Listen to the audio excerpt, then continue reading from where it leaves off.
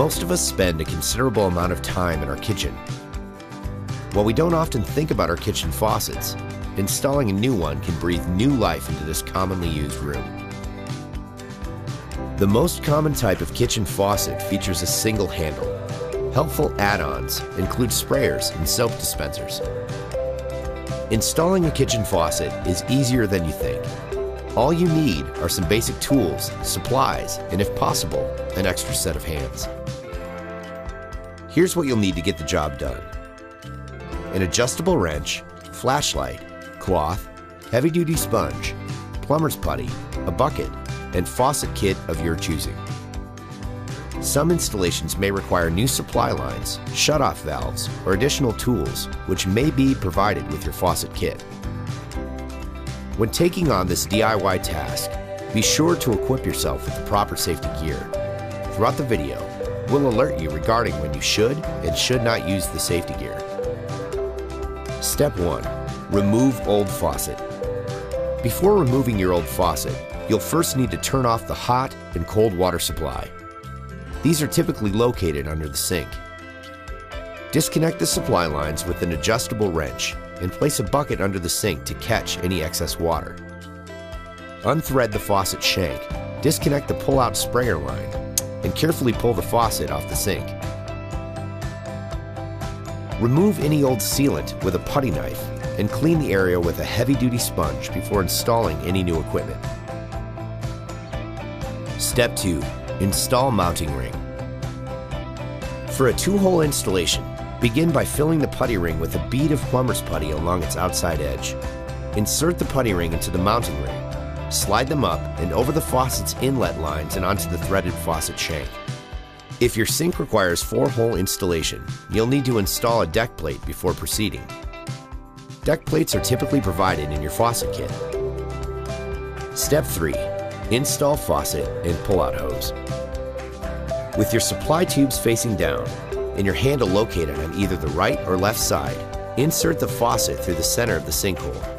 If your faucet features a pull-out hose, be sure to pull the hose until it is flush with the bottom of the faucet, and do not return it to its original position at this time. From under the sink, slide the washer and lock nut over both the pull-out hose and supply lines. Thread them onto the faucet shank, making sure to align the faucet handle before tightening. Step 4. Connect pull-out hose continued. Insert the bottom of the pull-out hose through the weight attachment included in your faucet kit. Then screw the manufacturer's connection tool to the free end of the pull-out hose. Under your sink, locate the receiving tube at the base of the faucet. Firmly push the available side of the connection tool up onto the receiving tube. Step 5. Remove old soap dispenser. If your old faucet features a soap dispenser, remove it by pulling up and out. Unscrew the dispenser's nut and thread under the sink, releasing it from the threaded shank. Remove all parts and clean the area thoroughly. Step 6. Soap dispenser installation. To install a new soap dispenser, insert the threaded end of the new shank through the old dispenser's foam gasket and sinkhole. From under the sink, tighten the nut and thread on the soap container to the threaded shank. Pour soap through the top opening and insert the pump into the body of the new dispenser. Push firmly onto the pump mechanism to install the soap dispenser head. Step 7. Connect water supply and inlet lines. Separate the hot and cold faucet inlets at least 3 inches apart from each other. If inlet line adapters were included with your faucet, thread them onto your existing water supply lines. Hold the nut of the supply line firmly in place with an adjustable wrench.